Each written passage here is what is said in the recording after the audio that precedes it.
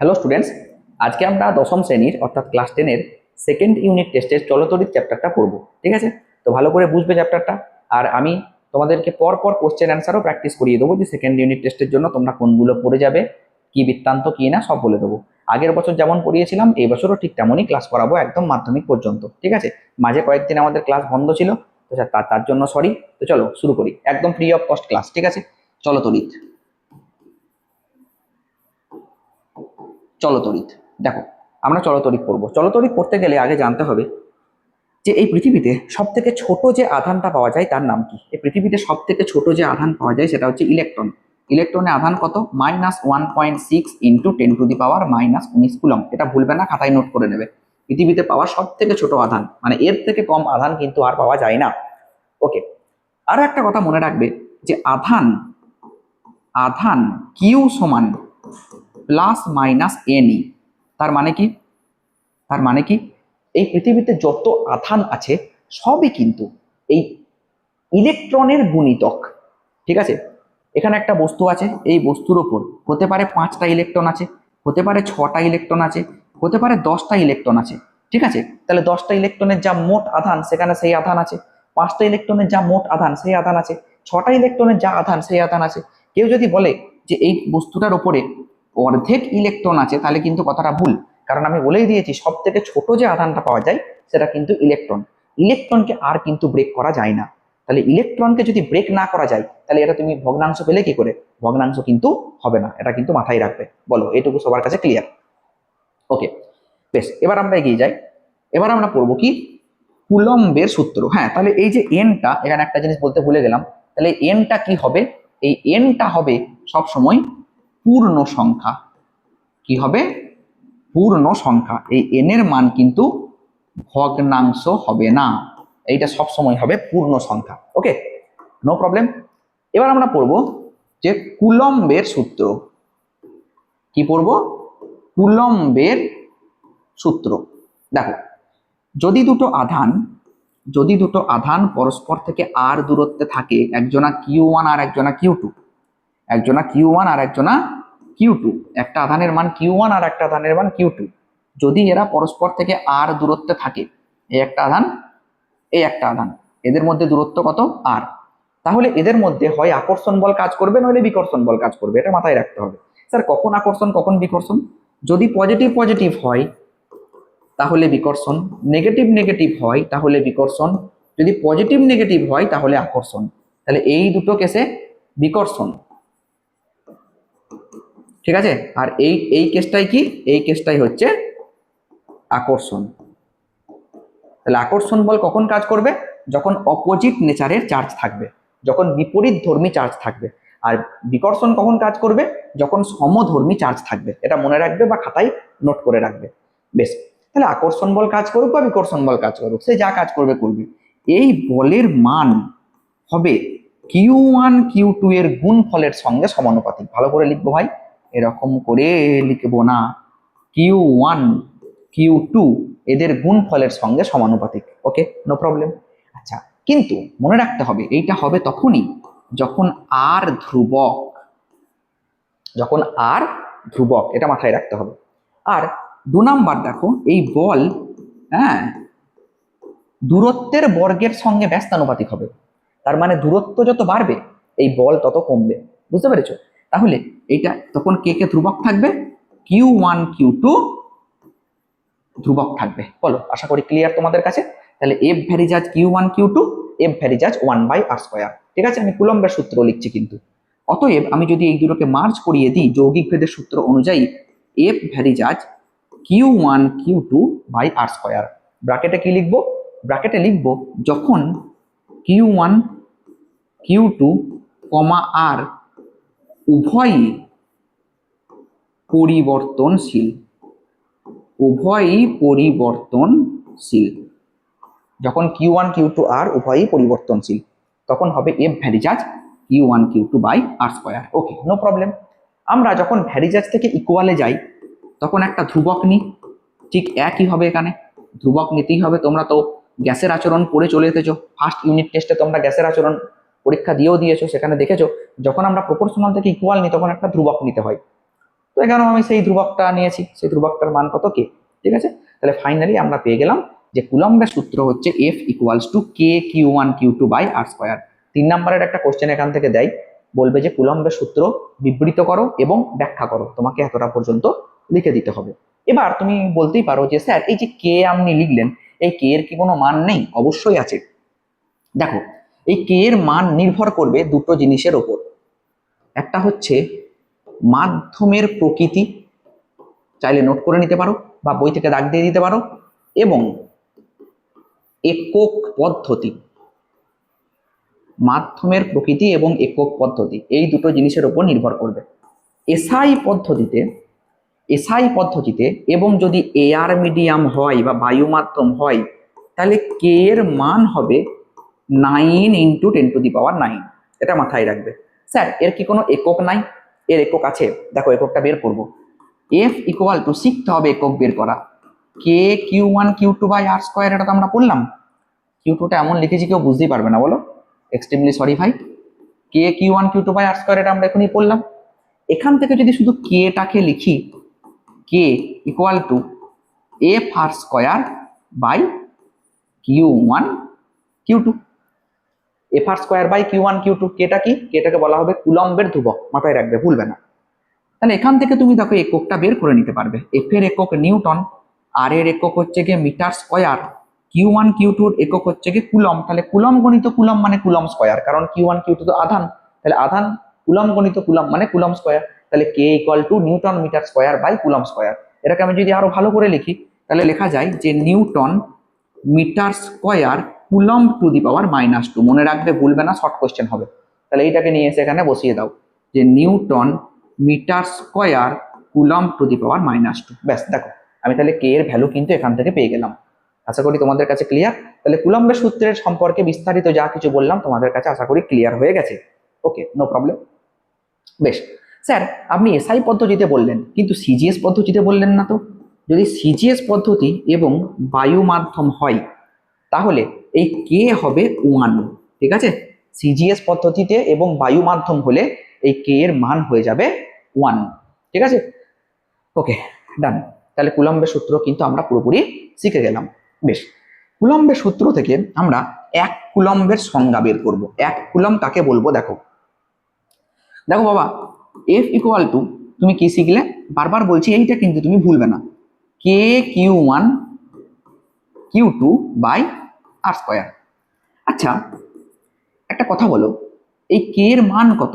কে এর মান তো sir 9 × 10⁹ into Q1 Q2 by R square. ঠিক, আমি 1 কুলম্বের সংজ্ঞা দেবো, মানে 1 কুলম্ব কাকে বলে সেটা আমি তোমাদেরকে বোঝাবো। যদি যদি এফ ইকুয়াল টু 9 × 10⁹ নিউটন হয়, ঠিক আছে, আর ইকুয়াল টু 1 মিটার হয়, তাহলে Q1 × Q2, হ্যাঁ আবার Q1 সমান Q2 সমান Q হয়, তাহলে এইটা কি হবে বলো তো বাবা? তোমরা খাতায় লেখো দেখি এইটা কি হবে। আমি আবারও বলছি, যদি এফ মানে দুটো আধান আছে কত মিটার দূরে? 1 মিটার দূরে। দুটো আধান 1 মিটার দূরে আমি রেখেছি, এই জায়গাটা দেখিয়ে দিই, দেখো দুটো আধান আমি 1 মিটার দূরে রেখেছি, এটা 1 মিটার, এইটাও কিউ, এইটাও কিউ, ঠিক আছে। এদের মধ্যে বল কাজ করছে 9 × 10⁹ নিউটন। যদি কাজ করে তাহলে ইকুয়েশনটা কি হবে বলতো? তুমি লিখবে যে 9 × 10⁹ ইকুয়াল টু 9 × 10⁹ ইন্টু Q1 গণিত কিউ, মানে কিউ গণিত কিউ সমান কিউ স্কোয়ার, কারণ আমি ধরে নিয়েছি দুটো ইকুয়াল টু কিউ, বাই নিচে 1 স্কোয়ার। তাহলে বলতো বাবা এইটা কি হবে? দেখ 9 × 10⁹, 9 × 10⁹ কেটে গেল, ঠিক আছে। তাহলে কি হলো বলতো? তাহলে এখানটা দেখ হয়ে গেল কিউ ইকুয়াল টু +−1। তার মানে স্যার আমি এখান থেকে 1 কুলম্বের সংজ্ঞা বানিয়ে দেবো। কি করে বানাবো স্যার? বানানো শিখতে হবে ভাই, শুধু মুখস্থ করলে হবে না, মাথায় রাখতে হবে। তাহলে আমরা বলবো যে দুটো সমজাতীয় আধান, দুটো সমজাতীয় বা সমপরিমাণ, দুটো সমপরিমাণ আধান যদি 1 মিটার দূরত্বে অবস্থান করে পরস্পরের মধ্যে 9 × 10⁹ বল প্রয়োগ করে, তাহলে আমরা প্রত্যেকটাকে বলবো 1 কুলম্ব। আবারও বলছি, আমি আবারও বুঝিয়ে দিচ্ছি, দেখো দুটি সমপরিমাণ আধান যদি 1 মিটার দূরত্বে অবস্থান করে 9 × 10⁹ নিউটন বল প্রয়োগ করে, তাহলে তাদের প্রত্যেকটাকে বলবো 1 কুলম্ব। ব্যাস হয়ে গেল। তোমরা বই থেকে একবার অবশ্যই পড়ে নেবে এটা, যার কাছে যে বই আছে 1 কুলম্বের সংজ্ঞা আছে, খুব ভালো করে কিন্তু পড়বে। স্যার তাহলে এটা তো আমি এসআইতে বললেন, তাহলে স্যার সিজিএস এর একক কি? সিজিএস এ আধানের একক হচ্ছে স্ট্যাট কুলম্ব, ঠিক আছে, বা 1 ESU আধান। তাহলে স্যার এর সংজ্ঞাটা দিন। এটা খুবই সহজ। সিজিএস পদ্ধতিতে এফ সমান কি বলেছিলাম? এফ সমান, দেখো যখন সিজিএস বলবে তখন কে সমান 1 হয়ে যাবে। সিজিএস আবার বায়ু মাধ্যম, তার মানে কে সমান 1। তাহলে কে যদি 1 হয়ে যায়, তাহলে তোমরাই বলো কি হবে, যে Q1 Q2 by R square. এখানে তুমি যদি F = 1 ডাইন বসিয়ে দাও, যদি তুমি Q1 সমান Q2 সমান Q বসিয়ে দাও, যদি তুমি R সমান 1 সেন্টিমিটার বসিয়ে দাও, তাহলে ফাইনালি কি পেলে বলো তো বাবা? তাহলে তুমি ফাইনালি পেয়ে গেলে যে F এর জায়গায় 1 বসাবে, F এর জায়গায় 1 বসাবে। বেশ, আমি ধরে নিয়েছি 1 ডাইন মানে 1। Q1 আর Q2 দুটোই তো ভাই Q, তাহলে এখানটা কি বসাবো? Q স্কোয়ার বসাবো। আর স্কোয়ার মানে তো স্যার 1 সেন্টিমিটার স্কোয়ার। তাহলে স্যার আমি পেয়ে গেলাম যে Q = ±1। এবার সংজ্ঞাটা কি দেবো? তাহলে সংজ্ঞাতে আমি বলতে পারি যে দুটো সমপরিমাণ আধান 1 সেন্টিমিটার দূরত্বে অবস্থান করে যদি তাদের মধ্যে 1 ডাইন বল কাজ করে, তাহলে প্রত্যেকটাকে বলবো 1 স্ট্যাট কুলম্ব। 1 stat coulomb. বলি, আবার বলি, দুটো সমপরিমাণ বিন্দু আধান 1 সেন্টিমিটার ব্যবধানে থেকে যদি পরস্পরের মধ্যে 1 ডাইন বল প্রয়োগ করে, তাহলে আমরা প্রত্যেকটাকে বলবো 1 স্ট্যাট কুলম্ব। আশা করি তোমাদের কাছে ক্লিয়ার। প্রত্যেকটাকে বলবো 1 স্ট্যাট কুলম্ব। তাহলে আমরা কিন্তু 1 কুলম্ব বলো বা 1 স্ট্যাট কুলম্ব বলো, তার সংজ্ঞা কিন্তু পড়ে ফেললাম। একটা ভালো রিলেশন বলছি, মনে রাখবে, ভুলবে না, পরীক্ষায় আসবে এটা ভাই। 1 কুলম্ব সমান 3 × 10⁹ স্ট্যাট কুলম্ব। ঠিক আছে, এটা ভুলবে না। 1 কুলম্ব = 3 × 10⁹ স্ট্যাট কুলম্ব। এক্ষুনি খাতায় লিখে রাখো, ভুলবে না। ওকে, বেশ। এবার আমরা পড়বো বিভব। ঠিক আছে, বিভব কি জিনিস, তড়িৎ বিভব কি জিনিস। দেখো, মনে করো দুটো পাত্র আছে, এই একটা পাত্র, ঠিক আছে, আর এই একটা পাত্র। এই দুটোকে পাইপ দিয়ে কানেক্ট করা আছে। এখানে জল আছে এতটা পর্যন্ত, এখানে জল আছে এতটা পর্যন্ত। ঠিক আছে, এতটা পর্যন্ত না থাকুক, এই পর্যন্ত জল আছে। বলো তো কোন দিক থেকে কোন দিকে জল যাবে? স্যার আমি ইজিলি বলে দিতে পারবো, এই দিক থেকে এই দিকে জল যাবে। কেন যাবে? কারণ স্যার এইটার উচ্চতা H1 এইটার উচ্চতার থেকে অনেক বেশি। H1 > H2। কি বলছেন বলুন? আমি বলবো একদম ঠিক। তাহলে উচ্চতাই ঠিক করছে কোন দিক থেকে কোন দিকে জল যাবে। তেমনি বিভব এমন একটা জিনিস যে ঠিক করবে কোন দিক থেকে কোন দিকে আধান যাবে। ঠিক আছে, যদি এইটা উচ্চ বিভব হয়, VA ধরলাম, এইটা VB ধরলাম, যদি পজিটিভ আধান, আমি আবারও বলছি, যদি পজিটিভ আধান এই দিকে যায়, তার মানে যদি কারেন্ট এই দিকে যায়, তাহলে বুঝে নিতে হবে A বিন্দুর বিভব B বিন্দুর থেকে বেশি। তাহলে বিভব ঠিক করে দেবে কোন দিক থেকে কোন দিকে কারেন্ট যাবে। যেমন উচ্চতা ঠিক করে দেয় কোন দিকে জল যাবে, তেমনি বিভব ঠিক করে দেবে কোন দিকে কারেন্ট যাবে। আশা করি তোমাদের কাছে পুরো ব্যাপারটা ক্লিয়ার। স্যার তাহলে বিভবের সংজ্ঞা কি করে দেবো? মনে রাখবে, অসীম দূরত্ব থেকে একক ধনাত্মক আধানকে কোনো বিন্দুতে আনতে গেলে যে কৃতকার্য করতে হয় তাকেই বলবো এই বিন্দুর তড়িৎ বিভব। আমি আবারও বলছি, পুরো সিনটা বুঝিয়ে দিচ্ছি। মনে করো এখানে তুমি একটা বড় পাত রেখেছো, সেই পাতের মধ্যে চার্জ আছে। ঠিক আছে, তাহলে কি হবে? এই গোটা অঞ্চলটাতে একটা তড়িৎ ক্ষেত্র কাজ করবে। তুমি যখনই একটা অন্য আধানকে নিয়ে আসবে, এ কিন্তু একে বিকর্ষণ করবে, বিকর্ষণ করে ফেলে দেবে। তাহলে একে এখানে আনতে গেলে তোমাকে বাইরে থেকে কৃতকার্য করতে হবে, আর যে কৃতকার্যটা তুমি করবে সেইটাই হচ্ছে বিভব। আমি আবারও বলছি, একক ধনাত্মক আধানকে, একক ধনাত্মক আধান, একক ধনাত্মক আধানকে অসীম দূরত্ব থেকে তড়িৎ ক্ষেত্রের কোনো বিন্দুতে আনতে গেলে যে কৃতকার্য করতে হয় তাকেই বলবো বিভব। ঠিক আছে, ভালো করে সংজ্ঞাটা পড়ে নেবে।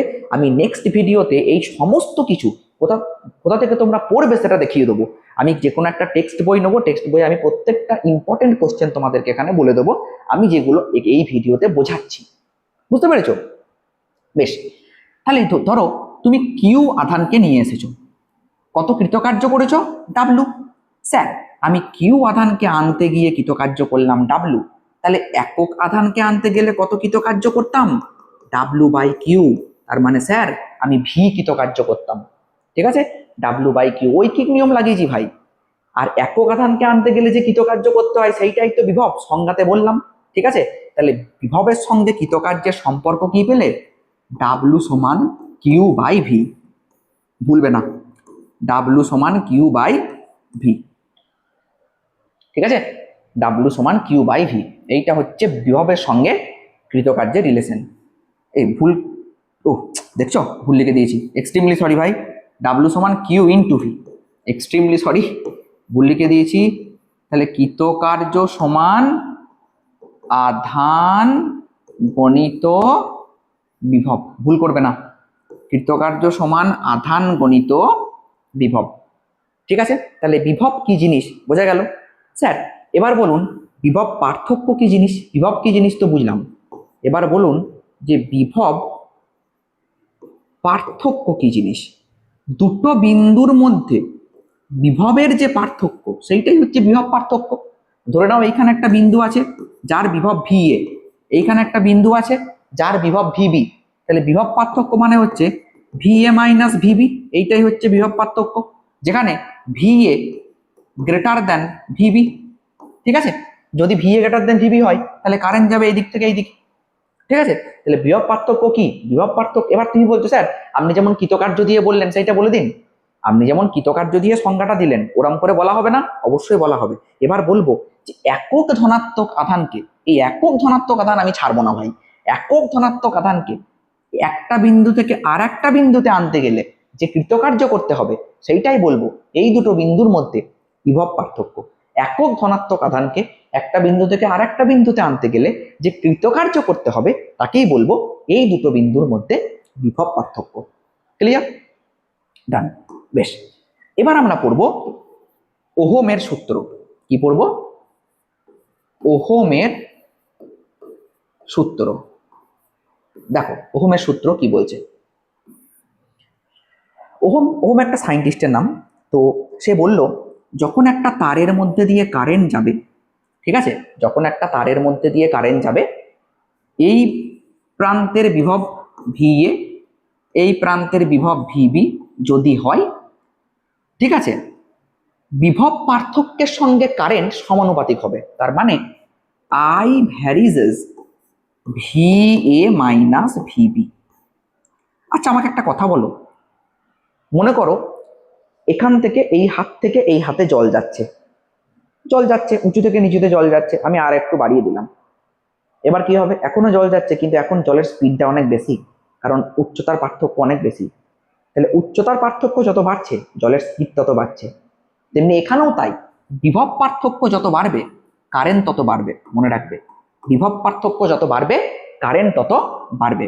স্যার এখান থেকে যদি আমি ইকুয়াল নিই তাহলে তো একটা ধ্রুবক নিতে হয়, তাহলে আপনি কি এখানেও ধ্রুবক নেবেন? অবশ্যই ধ্রুবক নেবো। তাহলে কি নেবো ধ্রুবকটা? যে V A minus V B by R, এই আরটা হচ্ছে ধ্রুবক। ঠিক আছে স্যার, এই আর ধ্রুবকের নাম কি? এই আর ধ্রুবকের নাম দেওয়া হলো পরিবাহীর রোধ। কি নাম দেওয়া হলো? পরিবাহীর রোধ। ঠিক আছে, রোধ মানে কি? রোধ মানে বাধা, রোধ মানে বাধা। যখন এই তারের মধ্যে দিয়ে কারেন্ট যাচ্ছে, তখন কারেন্ট যাওয়া মানে কি যাওয়া বলেছিলাম? ইলেকট্রন যাওয়া। এই দিকে যদি কারেন্ট যায় তার মানে ধরে নিতে হবে ইলেকট্রন যাচ্ছে এই দিকে। তো ইলেকট্রন যখন আসছে তখন এই তারের ভেতরে থাকা বিভিন্ন আয়ন, বিভিন্ন অ্যাটম এদের সঙ্গে ধাক্কাধাক্কি খায়, আর এই ধাক্কাধাক্কি খাওয়ার জন্য তার গতি কমে, আর সেইটাই রোধের সৃষ্টি করে। রোধ মানে কি বুঝতে পারছো তো? রোধ মানে বাধা। ইলেকট্রনকে যেতে বাধা দিচ্ছে, সেইটাই হচ্ছে রোধ। ওকে, বেশ। তাহলে স্যার এইটার আর কিভাবে লেখা যায়? লেখা যায় যে আই সমান ভি বাই আর। তার মানে আমি ভিটাকে কি নিলাম? বিভব পার্থক্য। মানে আমি কিছুই করিনি ভাই, এখানে এখানে আমি ধরে নিলাম যে V A minus VB equal to V. ঠিক আছে, তাহলে এই জায়গাটায় আমি কি পেয়ে গেলাম? যে আই সমান ভি বাই আর। আই সমান ভি বাই আর। কোনাকুনি যদি গুণ করে দিই তাহলে পেয়ে যাব ভি ইকুয়াল টু আই আর। কি বলছো বলো? পেয়ে যাব ভি ইকুয়াল টু আই আর। ব্যাস, তাহলে এইটা হয়ে গেল কি? এইটা হয়ে গেল ওহমের সূত্রের গাণিতিক রূপ, ভি ইকুয়াল টু আই আর। ঠিক আছে, ওহমের সূত্রের গাণিতিক রূপ খুব ভালো করে পড়বে, পরীক্ষায় আসার মতো। ওকে, আচ্ছা স্যার, এই যে আপনি বললেন যে R equal to V by I, তাহলে আর এর কোনো একক নাই? অবশ্যই আছে। ভি এর একক হচ্ছে ভোল্ট, যেটা আমি বলতে ভুলে গেছি বা মিস করে গেছি। আর আই এর একক হচ্ছে অ্যাম্পিয়ার। ঠিক আছে, অ্যাম্পিয়ার। ওকে, আমি এইটা বলে দেবো, জাস্ট 1 মিনিট ওয়েট, আমাকে 1 মিনিট টাইম দাও। তাহলে ভি এর একক ভোল্ট আর আই এর একক অ্যাম্পিয়ার। তাহলে আর এর একক ভোল্ট পার অ্যাম্পিয়ার, তার মানে হচ্ছে গিয়ে ওহম। ওহমের চিহ্ন এই রকম, ক্যাপিটাল ওমেগা। ঠিক আছে, তাহলে রোধের একক কি? রোধের একক হচ্ছে ওহম, ভুলবে না।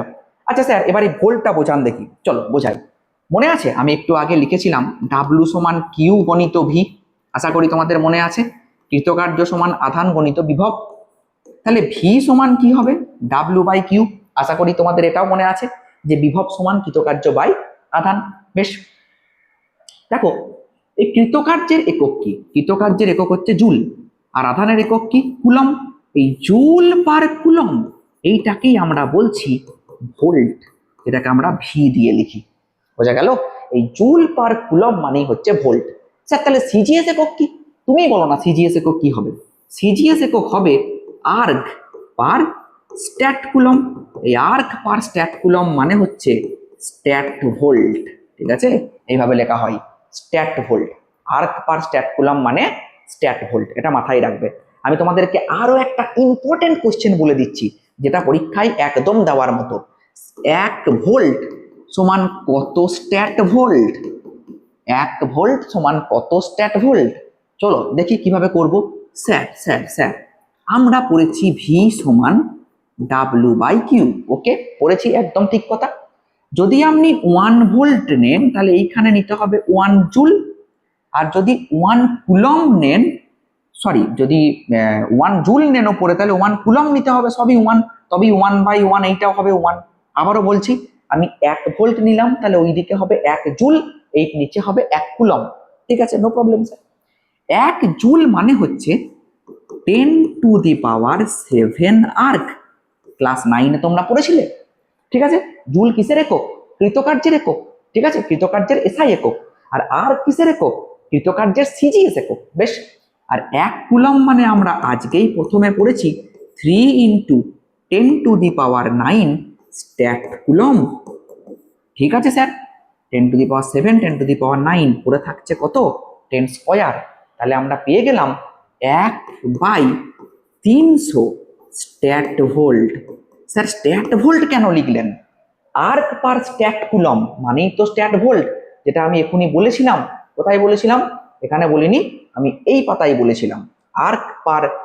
আর্ক পার স্ট্যাট কুলম তার মানেই স্ট্যাট ভোল্ট। বলেছিলাম কি না বল? বলেছিলাম। তাহলে এখানে কি পেয়ে গেলাম? যে এই দেখো, আর্ক পার স্ট্যাট কুলম মানেই হচ্ছে স্ট্যাট ভোল্ট। তাহলে তুমি কি পেলে? 1 ভোল্ট সমান 1/300 স্ট্যাট ভোল্ট। 1 ভোল্ট সমান 1/300 স্ট্যাট ভোল্ট। বুঝেছো বন্ধু? দেখেছো এতটা ইজি। ওকে, কিচ্ছু নেই। এই কোশ্চেনটা কিন্তু কোনো না কোনো একটা স্কুলে সেকেন্ড ইউনিট টেস্ট আসবেই আসবে। 3টে স্টার মেরে রাখলাম। 1 ভোল্ট সমান কত স্ট্যাট ভোল্ট? ভালো করে পড়বি, কমেন্ট সেকশনে জানাবি যে কেমন লাগলো ক্লাসটা। ঠিক আছে, দেখা হচ্ছে নেক্সট ক্লাসে। আমি বলে দেবো তোরা কোথায় থেকে পড়বি, আমি কোশ্চেন অ্যান্সারও নিয়ে আসবো, ডোন্ট ওয়ারি। যার কাছে যা বই আছে এইটুকু অন্তত পড়ে রাখ। দেখা হচ্ছে নেক্সট ভিডিওতে। ওকে, চলো।